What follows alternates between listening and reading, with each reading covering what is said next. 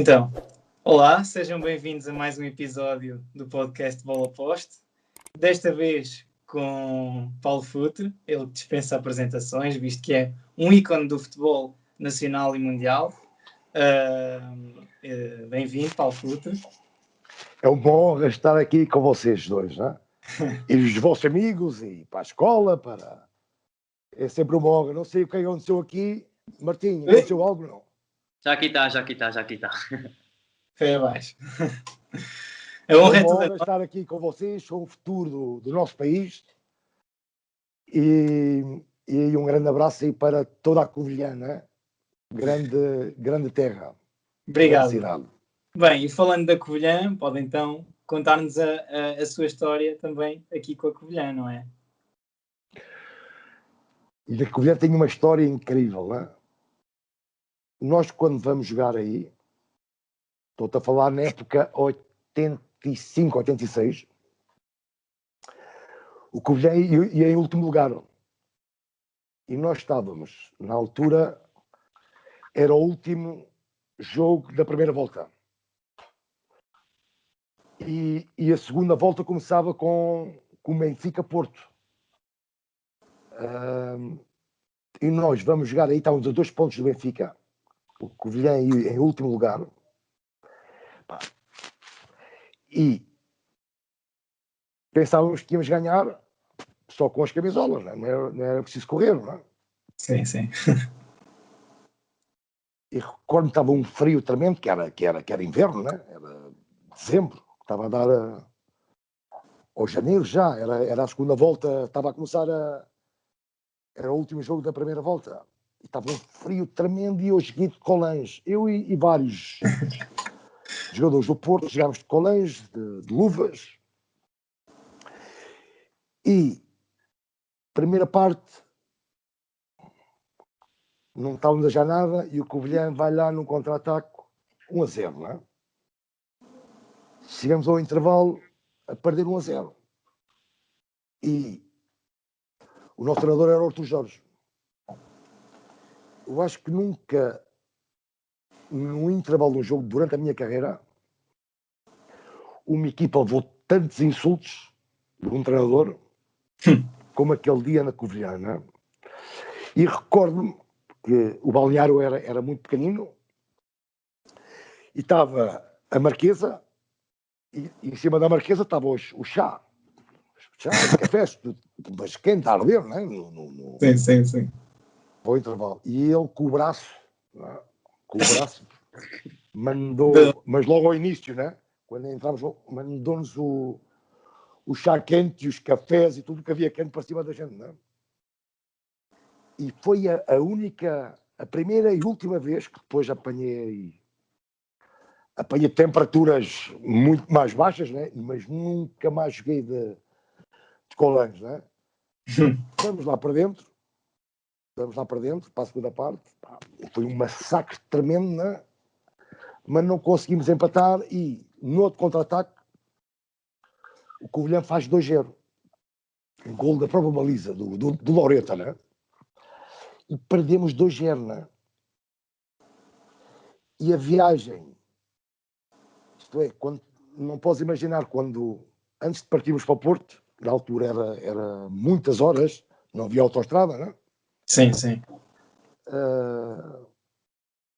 Foi daqueles dias que todos nós pensámos, né? Se voltássemos a jogar, ou se voltássemos 2 horas atrás, ganhávamos por 7-0, não é? Porque naquela altura estávamos a 4 pontos do Porto, do Benfica, desculpa, e íamos à Luz, não é? Normalmente se perdemos a Luz, na altura era a 2 pontos. Sim. Se perdemos, ficávamos a 6, era muito difícil. Então, aquela viagem de Covilhã para o Porto devia ser isso, algumas 7 horas ou 8 horas, muitas horas. Não só vi uma mosca, não. Foi das piores viagens que eu fiz como jogador de futebol, porque foram muitas horas e não só vi uma mosca naquele autocarro, né? E depois conseguimos empatar na Luz, mas acabaste de ser campeões este ano. Também outro drama com o Covilhã na última jornada. Mas este jogo aí nunca me vou esquecer. E também serviu. Eu tinha... Era o meu segundo ano no Futebol do Porto, o meu terceiro como profissional. Para nunca confiar, ou melhor, respeitar sempre os rivais, não é? Sejam eles mais muito inferiores ou não. Nunca mais confiei de ganhar um jogo antes de jogar, não é? Ou ganhar um jogo sem suar. Acabou por descer a Covilhã nessa época, não foi? Desculpa? Desceu a Covilhã nessa época. A Covilhã desceu este ano. Mas na última jornada fizeram-nos a vida impossível nas antas, não é? Sim, nas antigas. Tínhamos que ganhar o jogo para sermos campeões. E faltava meia hora para aí. A Covilhã deu a volta ao jogo, deu a reviravolta e estava a ganhar 2-1. Meia hora antes de terminar o campeonato, não éramos campeões. E a Covilhã já tinha descido há várias jornadas. Sim. E depois lá ganhámos 4-2. Bem, parece que a Covilhã fez mesmo a vida negra ao Porto. Aqueles dois, é verdade. É verdade, não é? Isto é... E entretanto nunca mais se viu. A partir nunca mais. Pois, a gente queria ver tanto assim os três grandes aqui no Santos Pinto e não conseguimos. Já vê lá, não é? Desde este ano. 85, 86, não é? Sim, penso que sim. Foi esse o último ano. Paulo, recuando um bocadinho, no tempo, aos 9 anos, brilhou num torneio de miúdos que era dos 10 aos 13. E aos 11 já foi capitão de uma seleção portuguesa que foi a um torneio em França. Nessa altura já tinha consciência que era um craque? Eu acho que aí neste torneio, aí porquê? Ok, muito bem, Martim, falaste bem nos torneios da Onda Verde. Já tinha mostrado o meu valor, porque o Sporting quis logo contratar.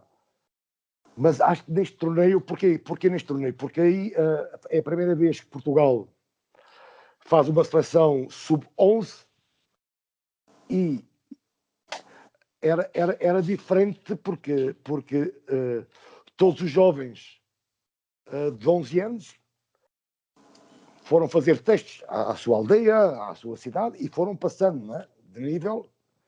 Então eu comecei porque aquilo anunciaram na televisão. Imagina a televisão, na altura era só a RTP, né? Então Portugal vai fazer uma seleção sub-11 para ir jogar a França, por isso todos os jovens apresentem-se nas suas terras, né? E depois íamos passando de nível. Né? Então acho que no dia da apresentação, todos os jovens de 11 anos no nosso país apresentaram-se na sua aldeia. Eu apresentei-me aqui no Montijo, aqui ao lado, eu estou agora em Alcochete, aqui na minha terra, e aquilo tive ali 3 ou 4 semanas, ou um pouco mais, onde vamos passando, os treinos eram de sexta, domingo. Depois ao domingo aparecia lá o nome de quem passava para a semana, né? Para a seguinte semana. E assim fui passando. Depois de Montijo passei para Setúbal. Então já passava o fim de semana em Setúbal. Depois de Setúbal já eram centenas, né? Quando já passei para Lisboa. Também o mesmo processo. Foi um processo de meses, tudo, desde que começou até ficar nos 16. Então fico nos 16. Sou o capitão da equipa. Depois vamos para a França e sou o melhor jogador e melhor marcador do torneio. Então aí sim, Martim, aí vejo, pá. Aí ganho uma confiança tremenda, não é? Então lá sou o melhor do meu país. Capitão. Depois vou jogar com a França, a Bélgica, com as equipas de outros países, não é? Da seleção de outros países. E sou o melhor. Então, sem dúvida, ganhei muita confiança naquela altura, sem dúvida alguma. E se tinha já algum sonho, este sonho ficou um pouco mais real, não é? Ganhou força. Sim, aí está, ganhou força. E a partir desse sonho, como é que foi parar ao Sporting e quem é que teve um papel fundamental para que isso acontecesse? O gênio Aurélio Pereira. Eu sou o primeiro grande jogador a sair do Sporting, depois ao ter êxito a nível internacional, a nível mundial. E foi ele que descobriu, e depois veio o Figo, o Cristiano Ronaldo e todos os outros, né? Porque estamos a falar de um gênio, Aurélio Pereira, e a nível de extremos, o Sporting continua a ser a melhor formação do mundo, né? Graças a Aurélio Pereira. Sim. Cresceu como jogador no Sporting e deixou a escola. Porquê? Desculpa, Martim. Cresceu como jogador no Sporting e acabou por deixar a escola. Porquê? Bom, porque apesar de ser um aluno normal, o que é que acontecia na altura? Hoje os jovens vão à seleção e têm um acompanhamento, né? No meu tempo nem as falsas tiravam, né? Então, se eu ia para a seleção, e na altura eu sempre andei com dois escalões à frente, né? Sim. Passava muito tempo nas seleções. Como é que, a parte de ser um aluno normal, era difícil. Estava à toa. Sim. Estavam a falar chinês para mim, né? E o meu pai, quando tinha os meus 13, quase a fazer 14, chumbei por faltas. E o meu pai mete-me a trabalhar por bate-chapas, não? Sim. E adorava aquela profissão. E penso, se não desse, sempre disse depois a brincar, entre aspas, né? Quando perguntavam, quando tinha os meus, o que é que querias ser se não fosse jogador de futebol? Eu dizia assim, astronauta. Mas no fundo seria mecânico. Se não desse nada, bate-chapas, depois seria mecânico, porque gostava muito da mecânica, dos carros. Então tive ali 2 anos, mas o motivo de ter deixado de estudar, principalmente, é este, né? De perder as matérias, não tinha... Sim, porque até eram outros tempos, porque, por exemplo, agora, pegando no exemplo do Tiago Tomás no Sporting, há o acompanhamento que eles levam a nível dos estudos para conciliar com o futebol, é completamente diferente, não é? Na sua geração não havia tudo isto. Não havia nada. Não havia nada, nem acompanhamento, nem levava... Portanto, ou se escolhia um caminho ou se escolhia outro, tinha que se arriscar, certo? Pois sabes uma boa anedota, isto fala sempre o Aurélio Pereira, nestes torneios internacionais, né? Aparecia sempre os nomes dos jogadores, né? E aparecia estudante, seja o país que estava já Portugal, estudante, chegava ao meu, bate-chapas. Né? Bate-chapas. Muito bom. Mas senti orgulho naquilo, não é? Eu sou o único. Sim. Sou o único, né? Que não sou estudante, não. E ainda se lembra do primeiro jogo a sénior na equipa principal do Sporting? Sempre. Foi contra quem? Portuguesa de Esportes, não? Estava quase a fazer 17 anos, mas ainda tinha 16. O que é que sentiu? E é o primeiro autógrafo que eu dou depois deste jogo. Então, te dão uma caneta para a mão. Não te dou uma caneta e tu assinei como assinava na escola, não é? Não estou completo, não. Mas para vocês, são jovens, e oxalá que sejam enormes na profissão que forem, mas já não vão dar um autógrafo. O Martim tem 17, não é, Martim? Sim. Não me vou dar um autógrafo já com 16 ou 17 anos, não. E uma caneta na mão do jovem que te pedem, podes dar um autógrafo, depois disto a tua cabeça pode ir para qualquer lado, não é? É verdade.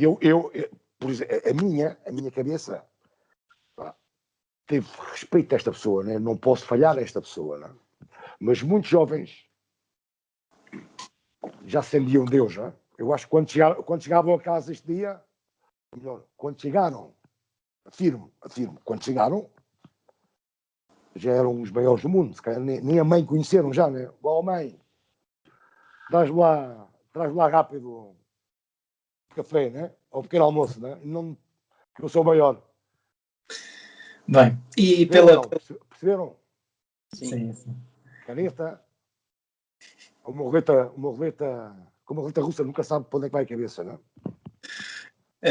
A saída do Sporting acaba por ser um pouco polémica, não é? Até porque eu vi outras entrevistas também para me enquadrar aqui com algumas perguntas que eu meti de parte, e uma das coisas que o Paulo referencia é o facto do Ordenado ter sido absolutamente fundamental na sua saída, na sua transição do Sporting para o Porto, que acaba por ser visto por muitos como uma traição, mas o Paulo acaba por explicar que uma pessoa com a idade que você tinha naquela altura, o que é que faria no seu lugar?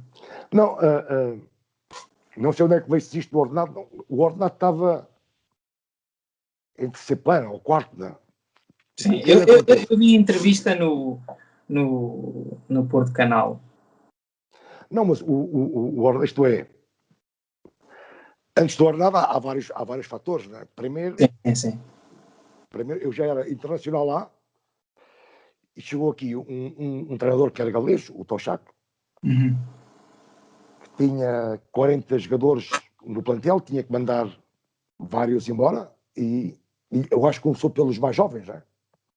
Então eu tinha 18 anos, é quando ele vem ter comigo e diz-me que eu não tenho espaço no plantel, né? Também foi isso, que não iria jogar, então, que ia ser emprestado à Académica, certo? Eu não sei se ia emprestado à Académica ou para a segunda divisão. A imprensa começou a dizer que eu ia emprestado à Académica, né? Então, quando eu estou neste momento, porque eu tinha 18 anos, era um miúdo feliz, sempre a rir-me. Então, aqueles dias foram os piores dias dos meus primeiros 18 anos. Né? A tristeza. E é neste momento que estou, num momento horrível, porque sabia que no Sporting não ficava, que não me queriam. Podia ir para a Académica, já seria bom, a Académica estava na primeira divisão, mas se vais emprestado, podias ir para a segunda. Não ia acontecer. A única coisa, certeza que eu sabia naquela altura, era que no Sporting não ficava. E é neste momento que estou com uma tristeza tremenda que aparece o Futebol do Porto. Não?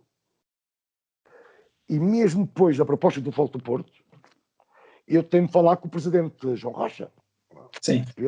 E quando chego ao estádio, já depois de ter a proposta do Futebol do Porto, no dia seguinte chego ao estádio e falo com o diretor de futebol, que era o Armando Biscoito, na altura, explico-lhe a situação, olha, aconteceu isto, tenho esta proposta, mas eu, por 18 mil contos na altura, eu tinha 27 mil, por 18, ficava aqui, né? E ele entrou, falou com o presidente, disse-me que estava louco, e eu vou-me embora, mas estou convencido, né?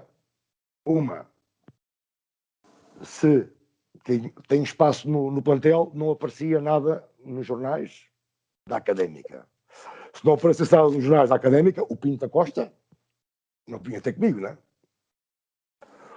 O gênio Pinto da Costa veio ter comigo, tentou tudo, porque viu espera aí, está tudo doido. Então, será verdade, não querem um miúdo, não querem diamante.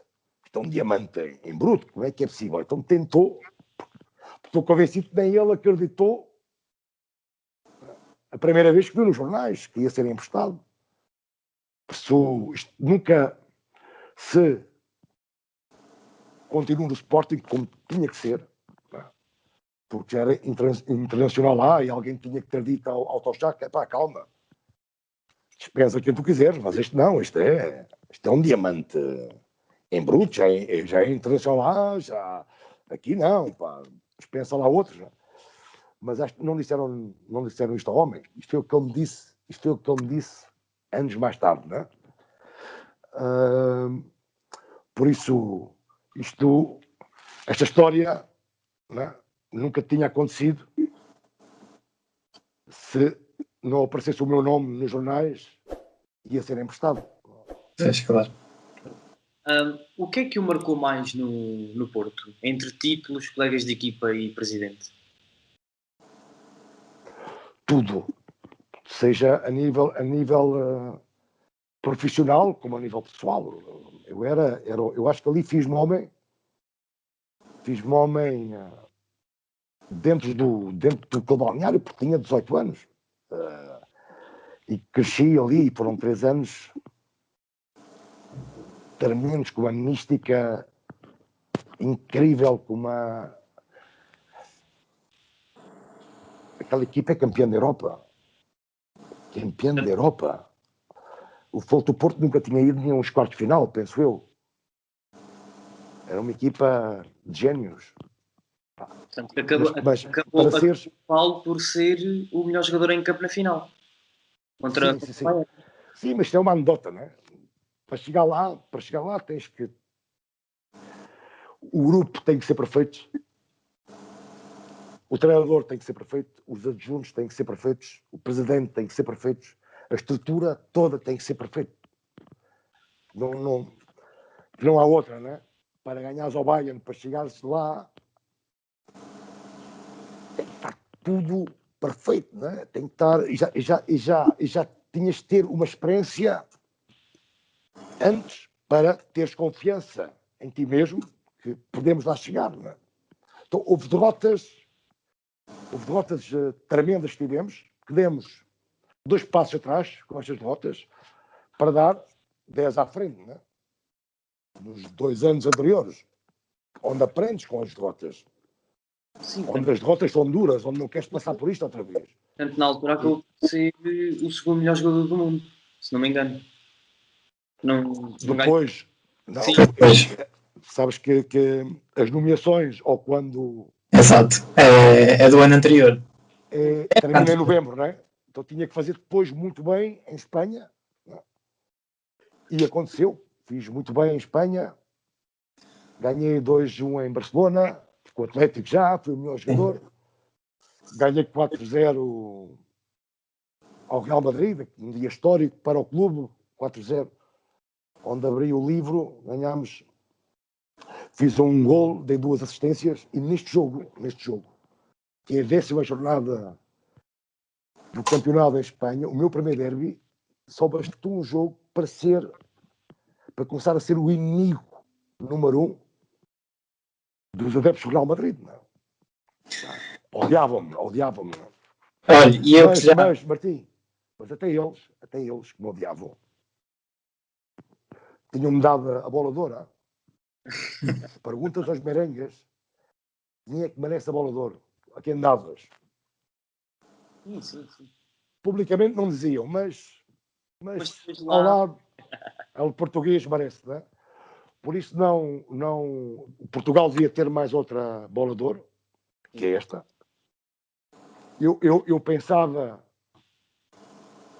fiquei animicamente rastros vários dias, mas pensava que tinha perdido justamente, porque o Gullit, quem ganhou, Sim. foi o Rui Gullit, que era um fenómeno, caraca. Pensava que tinha ganho, até que apareceu a internet. Então, quando apareceu a internet, também apareceu os fantasmas, não é? Sim. Recordam-se do último grande fantasma. Vocês já têm sido estes prémios da Best, e sei isto. Sim. Sabem quem é que foi o último grande fantasma? O Boina. Nem havia jornal, nem jornalista havia, nem bandeira havia, era Comoras ou Comodores, ou que era o país, não havia nada. Tudo inventado, não é? Da France Football, como é que é possível, não é? Então, Verdade. e quando começou a aparecer os primeiros fantasmas, disse, quantos fantasmas é que votaram em 86, 87? Porque este Boina votou na bola de ouro, ganhou o Modric. Ele votou e não assistia. Sim, eu também tive a par dessa situação. Viram isto? Recordam-se? Sim. Houve sempre fantasmas, não é? Embora eu goste muito do Modric, acho que nesse ano não merecia a bola de ouro. Aí ganha a bola de ouro, que o Cristiano foi para a Juventus. Do Real. Achas que ganhava o Modric se tivesse o o Cristiano no Real? Nunca na vida. Não é nada. Ana Martim. Nunca na vida. Impossível. Olha, e eu que já tive a Porquê? oportunidade... Porquê que era impossível? Porquê? Não, porque o que eles dizem é croata, chega à final do Mundial. É médio, mas é médio e nem sempre os avançados ganham. Mas se formos ver o historial todo, ganham sempre os avançados porque são os Não, mas avançados. eu entendo. Não, mas porquê é que nunca ganharia o Modric? A ver, Estava o Ronaldo no Real. mas nada. Nada. Como é que podia ganhar? Vá. Era outra coisa. É? Estamos a falar de palavras maiores. É, pá, cá. Impossível. E apareceu os boinas, não é? É verdade. Não, mas os boinas estão sempre aí, mas eu penso nem o Real Madrid aceitava algo assim, né? Não podia, né? Não. Bem, e eu que estava a pegar no facto de eu já ter visto o Sporting enfrentar o Real Madrid, o Barcelona e o Atlético de Madrid no estádio de Alvalade, de todos, entre o Real Madrid, o Barcelona e o Atlético, aqueles adeptos que mais me impressionaram foram de facto os do Atlético de Madrid. Não sei se concorda comigo. Eu acho que até estava lá no estádio também, o Futre. Quando? Desculpa. Estão-me aqui a ligar. Estão-me a ver, não? Não. Espera aí. Então vão ligar aqui. Agora. Estão-me a ligar? Estão-me a ligar. Agora sim. Estava a dizer que, de entre os três grandes de Espanha, os adeptos que eu acho mais efusivos são os do Atlético de Madrid. Queria saber se concorda comigo. Se vais ao Bernabéu ver um jogo e vais agora ao Wanda, já não digo o Caldeirão, né? Então o Caldeirão Sim. é teatro, que é isto? Vais ver teatro ao Bernabéu, que estão ali, de vez em quando é umas palminhas. Tenho que reconhecer quando eles metem a camisola, não, quando eles querem ganham sozinhos os jogos, hein? Mas isto é só de vez em quando, não é? Só é de vez em quando. Enquanto o Atlético, todos os jogos, não é? Todos os jogos, vês aquela paixão. Não, de facto é diferente. Eu completamente diferente. Mas tenho que reconhecer para quando é a sério, quando eram os grandes derbys, os clássicos, quando eles empurram, e eu senti na minha pele, e na altura era 110 mil pessoas, não é? Mas claro, mas vais ver como equipa mais pequena, tens o azar de ir lá, isto, o que é isto, não é? É o dia e a noite, não é?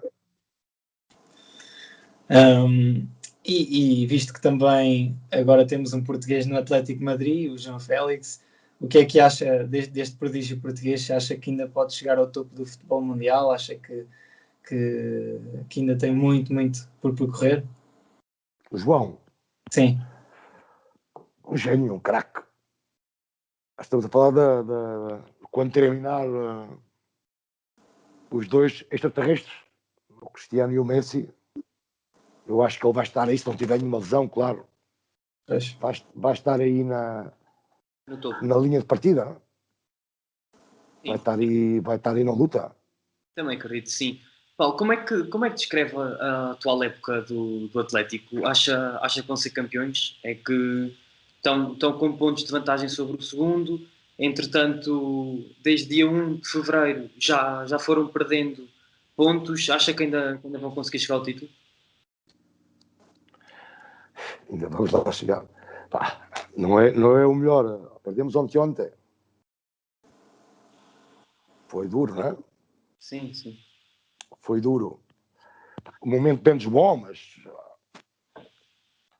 foi um percalço. Mas só passou 48 horas e notou com aquela decepção em cima brutal, não é? Mas acho que vamos ser campeões. Mas acho que daqui a dias já há um jogo Real Atlético. Desculpa? Penso que é na próxima jornada, que é o Real Atlético Real. Eu estive lá a ver ao vivo o Real Atlético. Há um mês e tal, ou 2 meses para aí. Sei E pode ser o jogo que decide. Oxalá que não, né? Oxalá que não, né? Mas não é o dia para responder a esta pergunta, não. Ainda estou aqui com a decepção dentro, não? É verdade. Nós não podíamos deixar de passar esta É história. obrigatório, muito bem. Eu queria mesmo que nos contasse, dito por si, a história do carro amarelo, tão conhecida. Não, ali foi do gênio, né? Mas o que é que acontece? Tens que meter todo o contexto, não é? O Gil e Gil não era presidente, era um candidato. Não é? Por isso é que nos deu tudo, não é? Nem ao Futebol do Porto. Eu ia ser jogador do Inter, não é? Ia ser apresentado à imprensa 2 dias depois, ou 3, quando terminasse o Mundialito. E é quando aparece o... Porque é que eu quis logo... Eu, quando vou no avião para Madrid, devia ser uma terça ou quarta-feira, e as eleições eram no sábado ou domingo. E eu no avião privado, quando íamos para Madrid, o Gil e Gil ia ao lado do Pinto da Costa, deixou-se dormir, e eu digo, começo, presidente, tínhamos um pássaro na mão, Inter. Claro que a nível financeiro, a nível económico, era muito diferente, quase o dobro. Se o homem ganha as eleições, né? Mas claro, não era presidente, era um candidato e não conhecíamos o homem, né? Tínhamos conhecido o homem há 1 hora atrás. E é quando eu começo, que não, e ele sim vai ganhar, e eu, não, amanhã quero o carro, amanhã quero o Porsche. Porquê? Porque não, mesmo que ele perdesse as eleições, pelo menos já tinha o carro comigo, né? Olha, arrisquei, eu e o Volto Porto, mas pelo menos eu já tenho o Porsche, né? Teve foi azar na cor. Hã? Teve foi azar na cor. Mas, olha, mas depois, né, porque na altura, já viram, eu não sabia ainda que era a cor do azar. Vocês vivem aí perto de Espanha, né? Sim. Sabem que eu não sabia. Para já não tinha visto nenhum carro, não me recordava. Um carro em 87 amarelo, não tinha visto. Não existe. E depois é incrível. Por isso assustei-me, né? O que é isto? Carro amarelo? Mas pronto, depois quando ele diz o Pinta Costa, o gênio, diz: Paulinho, o carro é muito bonito, não é? Claro. O importante era aquele carro, este carro, neste dia, sim, logo dali, era o único para entrega, né?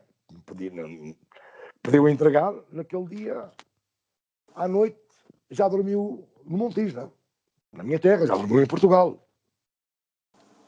Se ele podia perder ou ganhar, mas perdesse, o carro já estava no Montijo, né?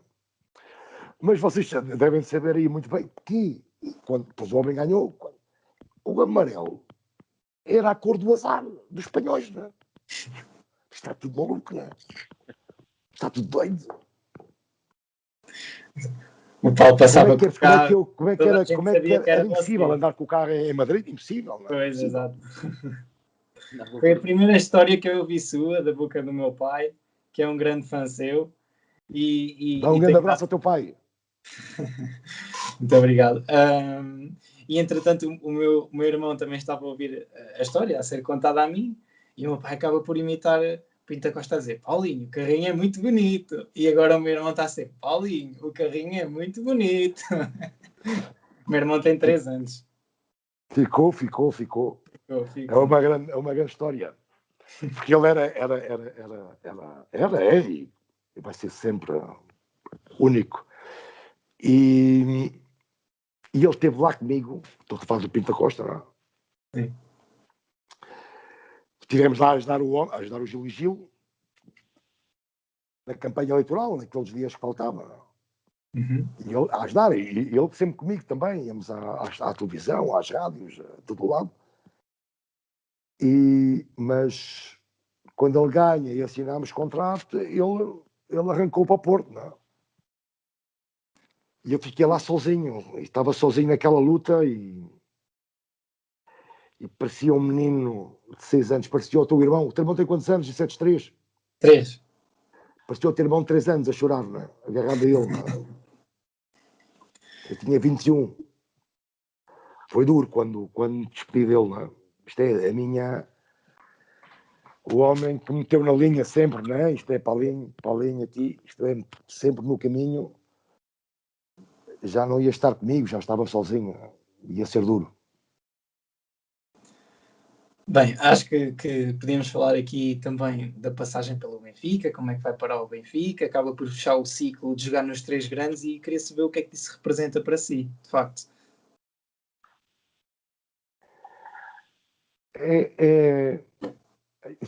Por muitos sonhos que tenhas, ou todos os miúdos que sonham jogar futebol, que sonham ser profissionais, este sonho não existe, não está na tua cabeça, né? Como é que vais querer? Nos espanhóis têm o sonho de jogar nos 3 grandes espanhóis, Real Madrid, Atlético ou Barcelona, nem aqui, nem na Itália, nem em lado nenhum. É impossível, é um sonho impossível. E quando fechas o ciclo é tremendo. Não sei Eu recordo que estava o meu pai comigo, o meu pai estava com mais orgulho que eu ainda, não é? E eu recordo-me dizer a ele, né? O que é que aconteceu naquela noite de agosto de 65, né? Como é que estava a minha mãe? Estava sentada, estava de lado, estava de pé, estava... Para fazeres um gajo que acaba de assinar, de jogar, vai jogar os 3 grandes. Não? Paulo, Então, apanharam ou não? sim. Apanharam? Para 2 jovens como nós... Devia ter sido uma grande noite, não? Não é? Devia ter sido perfeito, não é? E era. Para 2 jovens como nós, consegue-me explicar o que é que aconteceu entre a Federação Portuguesa de Futebol e os jogadores no Mundial de 86, no que se chama, no famoso saltilho? Egoísmo, que se há uma frase ou uma palavra, egoísmo. Porquê? Porque aquilo era a primeira vez que havia publicidade no Mundial, né?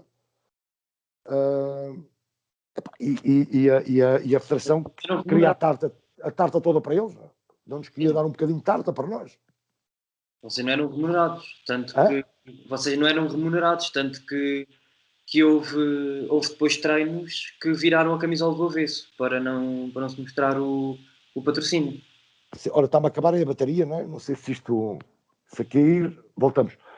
Não, nós tínhamos os prémios, né, normais, se seguíssemos de fase e até à final, né?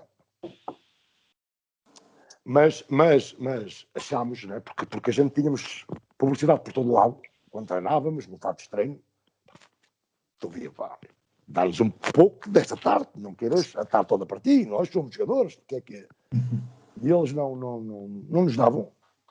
E aí começa a guerra a sério. Eu tinha 20 anos e sabes que eu adoro brincar com tudo, menos com o México. Sim. Porque aquilo foi, para já é a página mais negra do futebol português. Sim, isso é.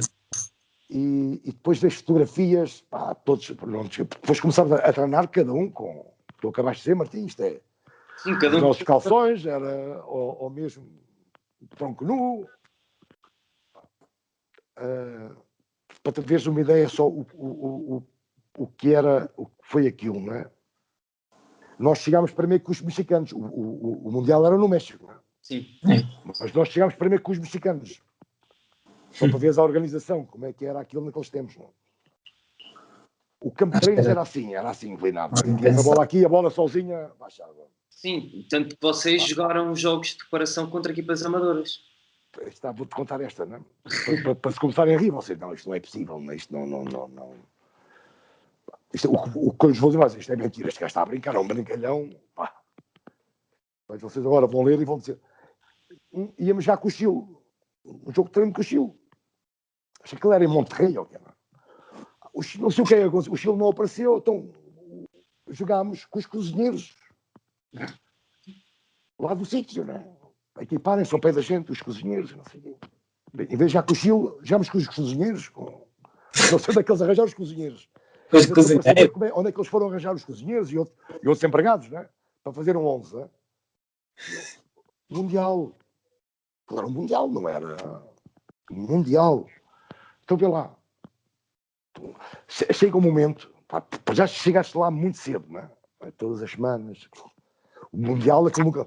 Depois, com tanto desastre e desorganização, que perdes a noção que estás no mundial. Né? Isto é, Concentras-te. os cozinheiros, até onde é que isto é? Não. Então, uma atrás, vais perdendo a noção onde é que estás. Né? Eu acho que contra a Inglaterra, nós jogámos nem por estar no Mundial, jogámos contra a Federação. Não? E ganhámos o jogo. Mas acho que aquilo foi de raiva, por vingança à Federação. Não?